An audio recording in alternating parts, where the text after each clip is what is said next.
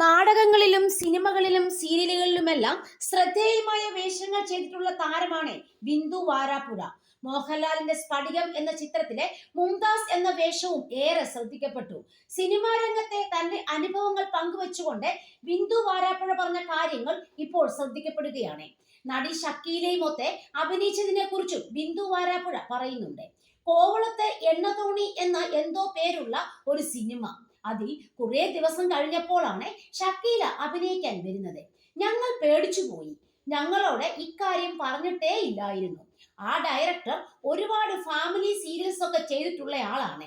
പണ്ട് ജോസ് പ്രകാശ് അങ്കിളും ഞാനും പൂർണിമയും ഒക്കെ അഭിനയിച്ച ഒരു സീരിയലൊക്കെ ചെയ്തിട്ടുണ്ട് അയാൾ. അയാളുടെ പേരൊന്നും വെച്ചിട്ടായിരിക്കില്ല ഈ പടം ഇറങ്ങുന്നത്. അയാൾക്ക് അങ്ങനെ സ്വന്തം പേര് വെച്ചിട്ട് ഇറക്കാൻ പറ്റത്തില്ല. അതിലെനിക്ക് ഒരു ഡോക്ടറിന്റെ വേഷം ആയിരുന്നു. ഞാനൊക്കെ അതിൽ പെട്ടുപോയതാണ്. അല്ലാതെ നമുക്കൊന്നും ചെയ്യാൻ പറ്റില്ല.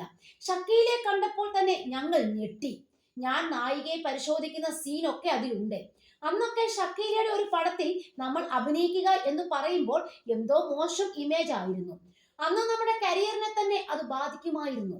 ആ പടത്തിൽ മോശമായിട്ട് എന്തെങ്കിലും ഉണ്ടോ എന്ന് ഒന്നും എനിക്കറിയില്ല. ഞാൻ ആ പടം കണ്ടിട്ടില്ല.